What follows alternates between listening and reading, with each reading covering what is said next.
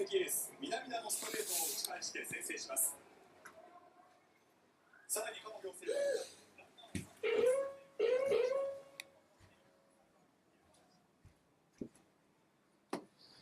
Yo, what's up, guys? Alright, so I can't promise too much today. I just had to get on to say what's up, what's going on. I didn't want to just completely not show up.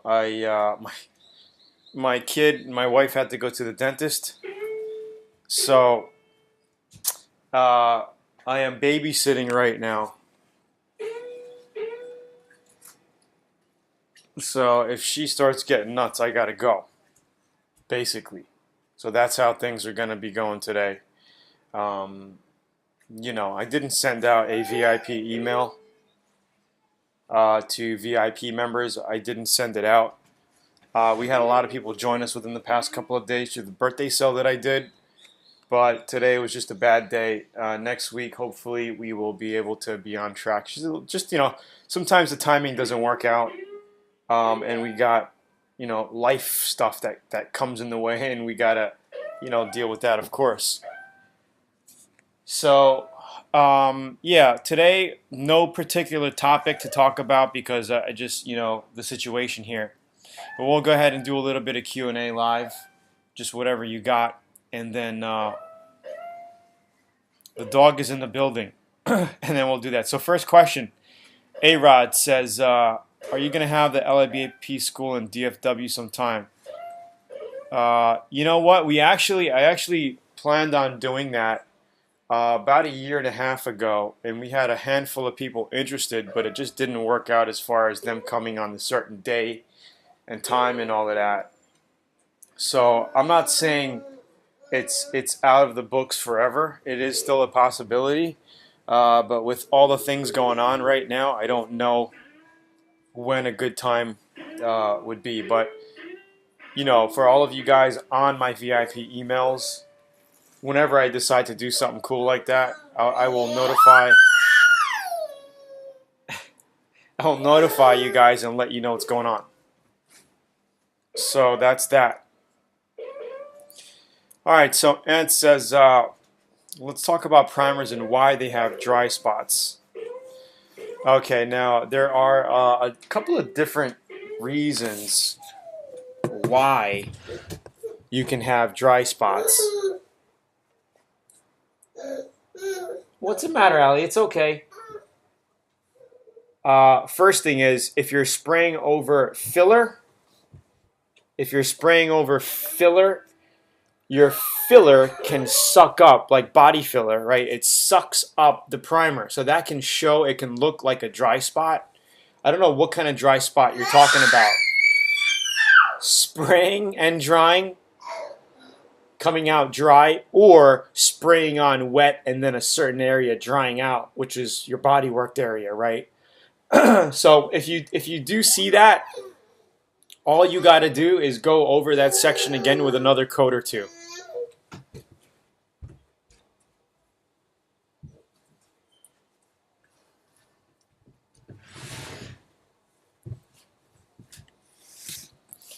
Yeah, so if it's coming out dry, you probably don't have enough. No, wrong.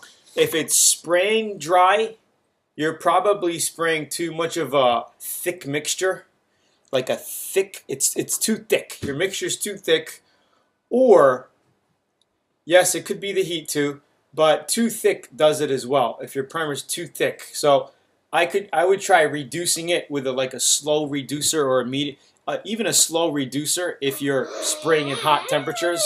What's the matter, Al? Huh? What's the matter? Or your tip size is too small. If you have a small tip size, it's going to come out dry. What tip size are you spraying at?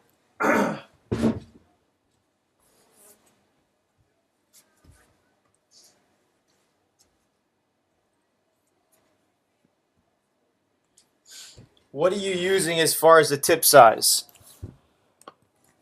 4-to-1 slow reducer, that's fine. What kind of temperatures are you painting at? Show me some conditions.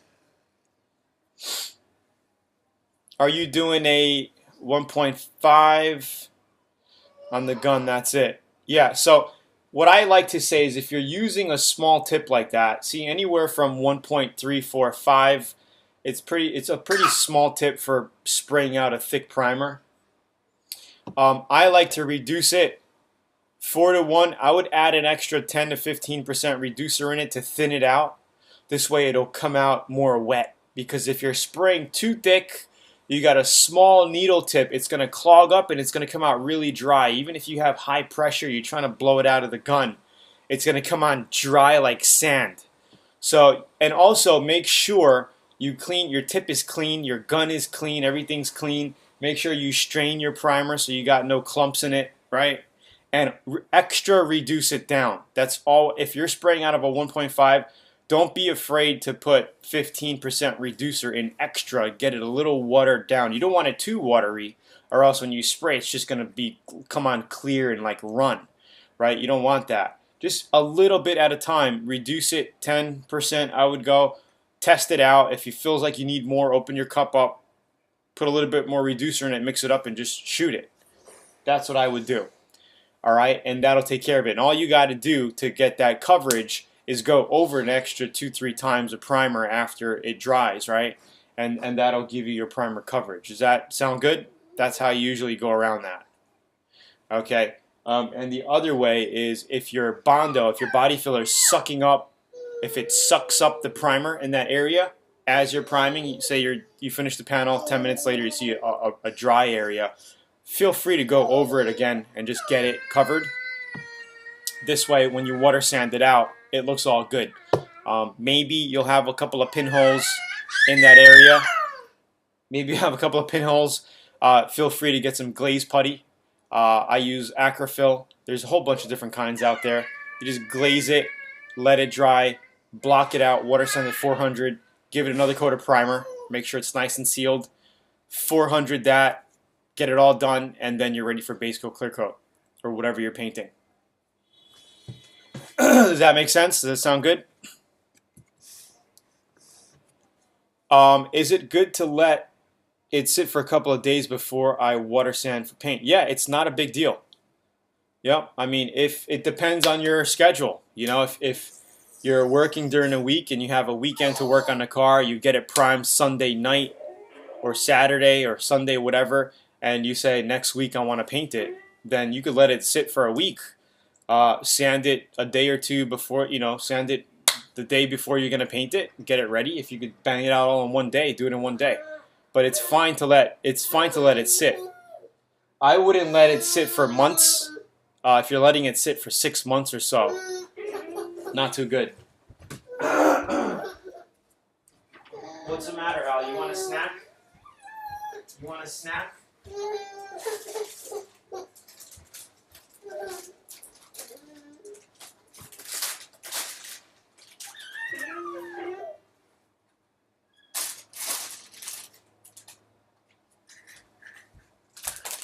Japanese rice crackers. That might shut her up for a little bit. In fact, no, I don't want to eat any.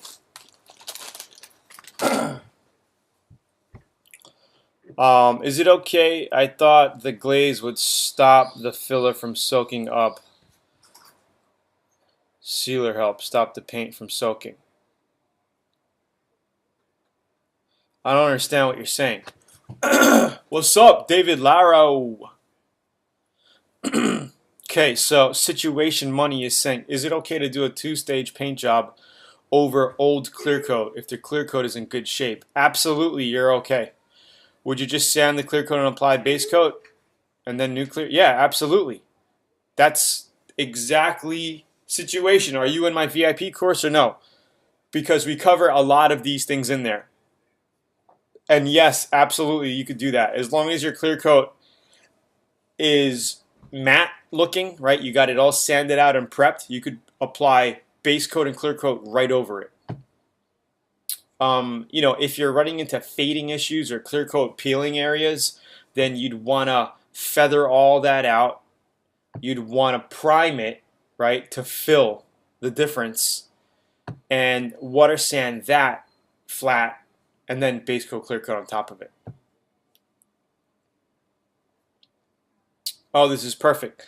I spent 8 hours sanding my truck today, but I just don't know when to stop. Some spots have gone to metal, other spots are reflective and shiny. Do I continue to sand until not shiny? And by the way, the spots that I've hit metal are smaller than pennies. I know exactly what you're talking about, Alex. Alex, are you a VIP member? A lot of you guys need to be investing in good video courses that show you exactly how to get things done. Wow, this stuff is working. So there, you know, as you're doing it, there is a time to basically stop sanding. And when you get to those metal areas, little metal, you never want to paint directly over metal, right? You're probably getting that on corners, right? Little corners. Yeah. So 400 grit's great. So the corners, corner of the hood, corner of the fender, you're probably hitting metal. You're going to want to make sure you hit that area with a can primer or a regular 2K primer, whatever you're using. If you have primer in a gun, go ahead and use that. And then let that dry and sand it. You never want to paint over metal. You're going to get a problem, a bad coverage. I mean, I've done it, but you don't want to... thank you, David. You don't want to be painting over metal. So basically, the end goal is to get everything flat looking, right? Try to sand out all the orange peel in your paint, because when you're sanding, you're going to be able to see the I don't want to call it orange peel, because orange peel, like real orange peel, looks really... Real orange peel looks really orange peel. You know, regular texture of paint has a little bit of orange peel, but I just like to call it the texture of the paint. You know, it's just basic texture. You look at new cars, you got the same issue. But you want to make sure to get that flat with your 400 grit. This way you know you have a solid, flat surface. So when you paint and you have a little bit of orange peel or a little bit of texture, you know that's you, right? You know it's not coming from the paint, your foundation, right? Not sanded correctly. You guys get that? So that's another thing. So yeah, check out.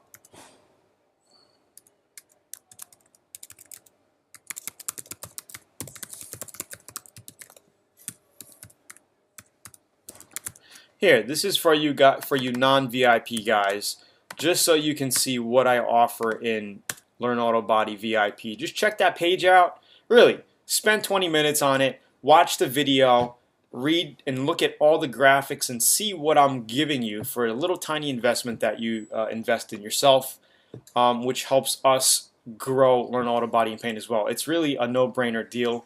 You're getting thousands of dollars in value. Legina, I just put the link in here, right over here, that little link. Check that link out.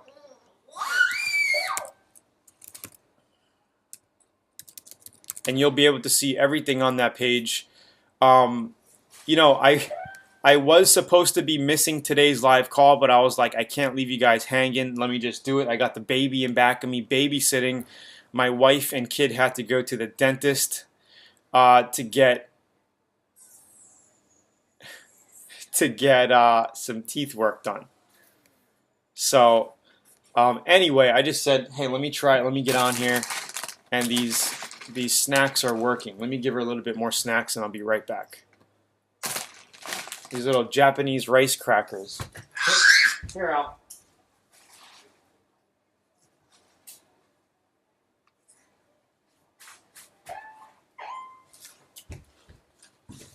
All right.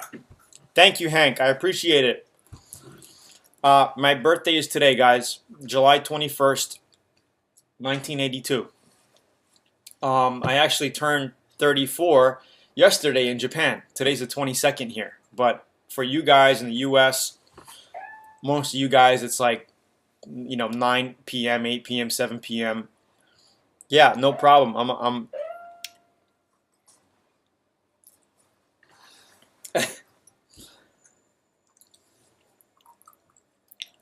So, awesome.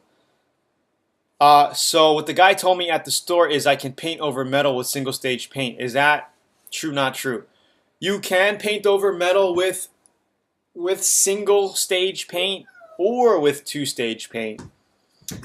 But if you lay your paint on too heavy in the beginning, and don't be painting over metal areas that big. Hell no, you're gonna want to prime it. But if it's a little area like this, you got a little bit of metal showing on a corner, right? You have to dust your paint on little by little, because if you just lay the paint on, it's not going to stick. It's going to start separating, and you're going to get a weird look, and it's basically, you could call it biting or whatever you want to call it. It just starts to crinkle up or separating and not sticking properly. So I really recommend not painting over metal just to save yourself extra hassle. Because if you end up doing it and you end up with a problem, then that's a half hour from your job. You got to wait for it to dry, or you got to wash it off with lacquer thinner and do the area again and wait for the paint to dry and sand it off and redo it. It's just going to save you a lot of hassle in redo time than if you were just to prime it and have all the metal areas done correctly. That's what I like to do. And that's what you should do too. Just spend the extra 5 minutes. It's going to save you a half hour of time. You guys getting this?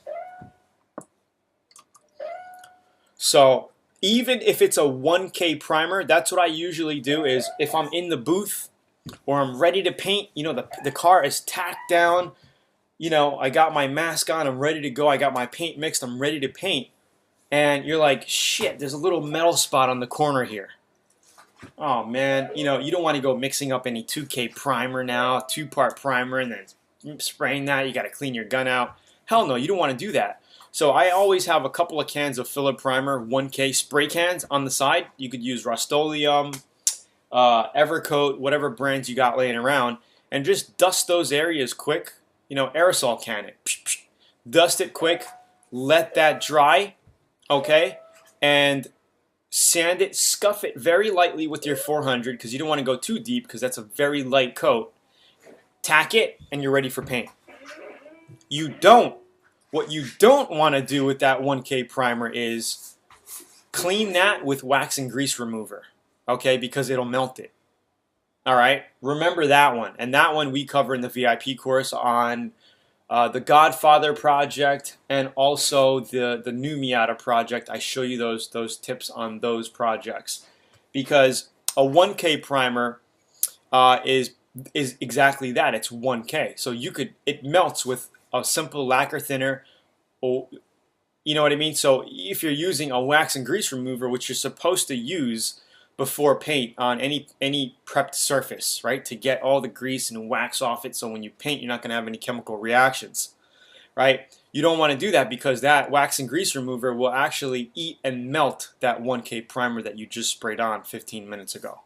All right, so you don't want to do that. I've done that where I was like, oh shit, you wipe it with a rag and it just has a rag streak mark with lint stuck in it, and you're like, oh shit, you got to wait for that to dry, water sand that whole area out with 400 wet sand to get it all smooth, and hit it again, and make sure you dry sand it and you just tack it. You don't mess with the wax and grease remover on top of that. You guys getting this?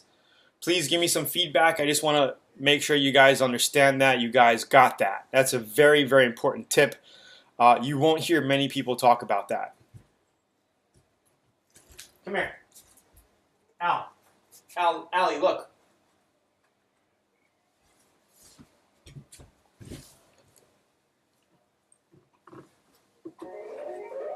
Okay, great. Yes, and Hank, I show you those tips in the VIP course. Maybe you missed them, or you didn't see them. But anyway, we're actually migrating little by little over to a brand new membership site, and it's a little different inside. It's going to be easier to navigate. I got the new trainings in there, so we actually, all of our brand new VIP members that join us are in. Oh, Hank, you are gonna love the Godfather project. I'm telling you, you're gonna love it. I've been getting so much good feedback from VIP members saying, Tony, this was like an amazing series. You should do more like that. So I plan to do a complete paint job with my nephew. He's brand new to auto body. He's never done it before. He's 22 years old. He's going to be 23. And he wants to paint his Golf, his VW Golf. So I'm going to do the same thing over his shoulder. Tell him what to do. Tell him what not to do. Show him exactly. You know, it's basically teaching a newbie how to prep and paint the car live. And you guys are going to be able to watch over my shoulder and how that happens. And that was the Godfather Project. That was the whole essence of that series. And people are going crazy over it. So don't miss that one. You're really going to like it. The video was shot in all HD. The editing was done very well. So it's different than the older videos that we had. The older videos are great to build your foundation because I cover a lot of the little details in there. You know, the RAV4 series. Those are the original videos. So it's a good place to start. But the newer videos, they're a lot better, and I'm going to continue adding more as we go. So, hope you guys are liking that. Okay, so how long would you need to take a break between painting the panels? Trunk lid, and then wait 15 minutes, paint the door. No, if you're going around the car, you don't have to wait. You just keep shooting around the car, and there's a certain way to paint a full car, right? You want to start at the driver's side door or the passenger side door and work your way around the car. There's a certain way to work your way around the car painting your panels. And if you do it right, by the time you go around the car, it usually takes about a half hour to 45 minutes depending on the size of the car. And that's how it happens, okay? So you go around the car, and then once you get to your main panel again where you originally started, you're pretty much dry to put your second coat on. But I usually like to wait 10 minutes, tack the car down if there's any overspray, then go over it again. So, situation, if you haven't checked out VIP, really check it out. Tons of information. Using a 10-gallon compressor, yeah, that's a very, very small volume compressor. You are going to run into pressure issues, volume issues of air, running out of air pretty quickly. Your tank is going to be getting very, very hot. You're going to build up a lot of condensation, water in your lines. So be sure to constantly drain your tank, the bottom of the tank, to get the water out. Be sure you have a water filter in between, about 10 feet away from your compressor. Be sure to have a water filter at the neck of your gun. All right? There's a lot of little things to cover. All right, Al. There you go, Al. There you go, Al. All right.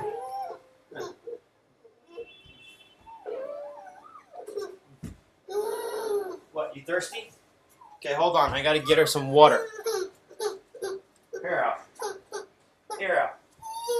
Here, Al. Come on, Al. Come on, Al. There you go.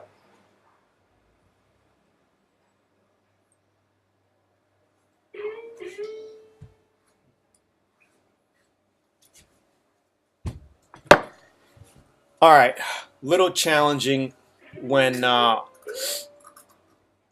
trying to babysit. Okay.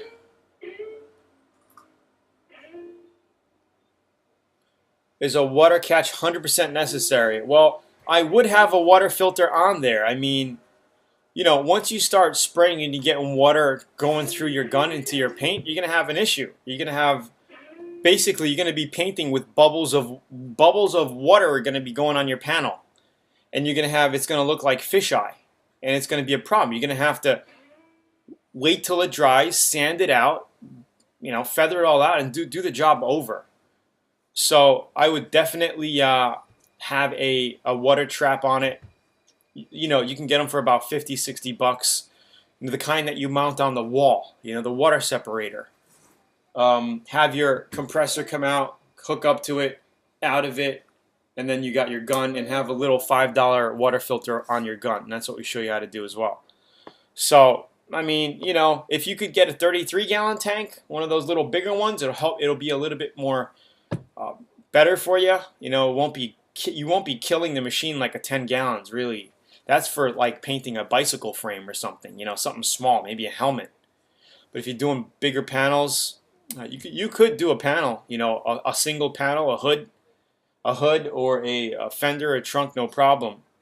But if you're going around a car with that, yeah, the $10, $20 spray gun at Harbor Freight is crap. You're gonna get crap results with it. I've tested it. So if I were you, I'd invest in a mid-level gun. You don't have to go high end. And we actually have a great selection of guns here at the shop. If you're on a budget, check out the 904 HE. That is an awesome gun. A lot of our VIP members got that one. 904 HE. It's basically like a clone of the German and Japanese SATA spray guns. Made in Taiwan, but excellent quality. Have you ever tried the Devil Finish Line 4 gun? You know, I had some of the older models. I have some of the older models of that brand, but no. All I do now is I spray with our Warwick guns that we sell at the shop. Those are the same guns I use for all of our projects, and they're amazing quality guns. And you get them for a fraction of the cost. It's like getting a $900, $800 SATA for $200. Let's see. All right, so you know, pretty much going to end it off today. I gotta take her upstairs now, and just wanted to say what's up and not completely show face and all that. Have you ever tried to paint cars with electric spray guns? Never tried electric spray guns. You know, that's kind of a different system. You know, if you're spraying Plasti Dip or some thicker undercoating, you could use those electric guns. But for pro automotive finishes, you want to use pneumatic, you know, spray guns. All right, so is everybody on here good? I will see you guys on next week, hopefully. Let's see my calendar, 22, because I'm also heading out of town in just a bit. 29, yes, I will be in town. So, no, 29. I don't know if I'll be able to do it. I may be able to do it from my hotel room. I'm flying to Boston on the 28th. So I'll be in Boston for a little while. But if I'm able to do it, because I have a 13-hour flight to Boston, 14-hour flight.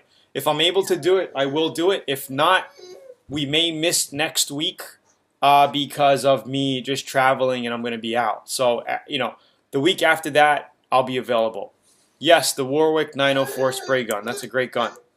So for all you non-VIP people, check out the VIP offer here. We're still running the special. It's my birthday today. It's ending out today at the special price point. If you want to join us to get access of hundreds of step-by-step videos, you'll get access to the VIP calls. You'll get access to a bunch of other benefits. All right. Cheers, guys. Thank you so much for being on. Say bye, Allie.